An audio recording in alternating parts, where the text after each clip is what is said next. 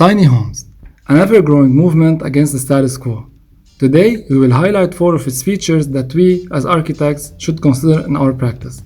At the end of the video, we will also design our own tiny plan.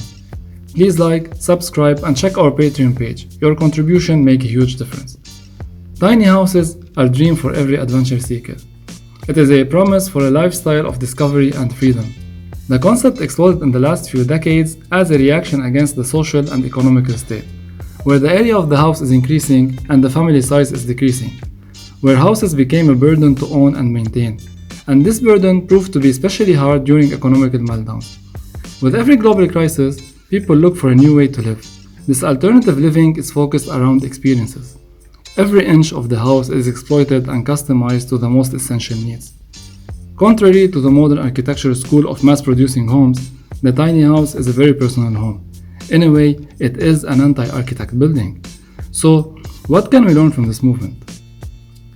1. Occupant-oriented design. Some people like to associate tiny houses with minimalism.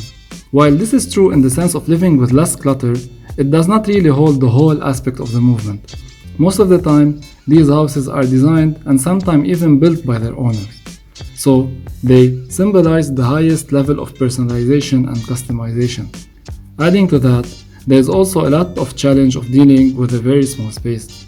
A lot of creativity is then needed to reflect the lifestyle of the residents.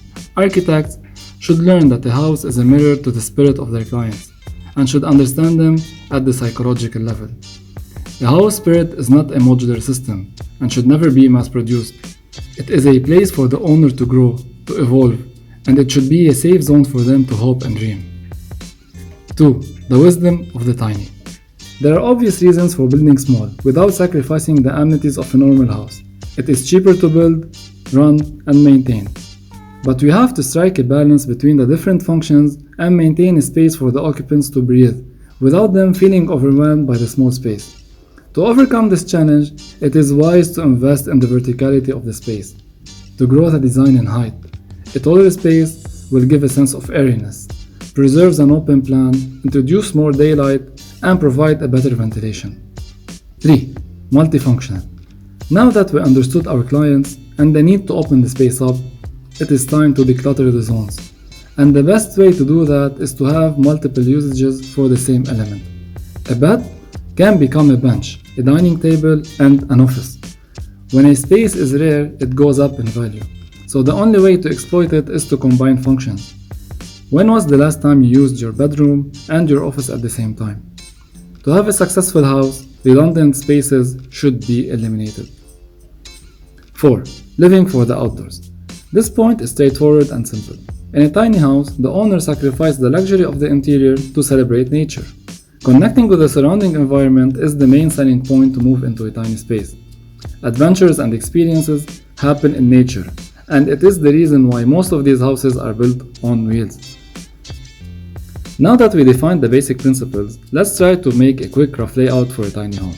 Assuming a family of 3, and let's say this house is talled, so we are limited to 3 by 12 meters or approximately 400 square feet. The design is then oriented around the necessities and hobbies of each member of the family rather than the luxury of the spaces.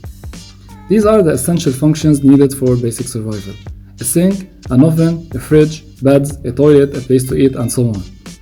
To have a meaningful life beyond the basics, mom needs a cooking space for her online business and a small corner for indoor yoga.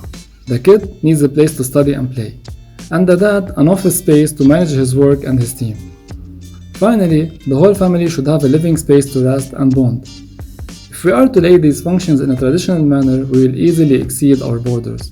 So let's divide the space we have into 3 different zones: a private bedroom, a multifunctional living space, and a kitchen. The multifunctional living space is also an office, a dining room, and a play/yoga room. At night, it can be transformed into the kids' bedroom. We can also get extra creative and have expanding spaces with limitless possibilities. You might be asking yourself, why are people willing to live in such a tiny place? The answer is simple. It is a trade-off for a life full of experiences. Thank you for your time and see you in the next one.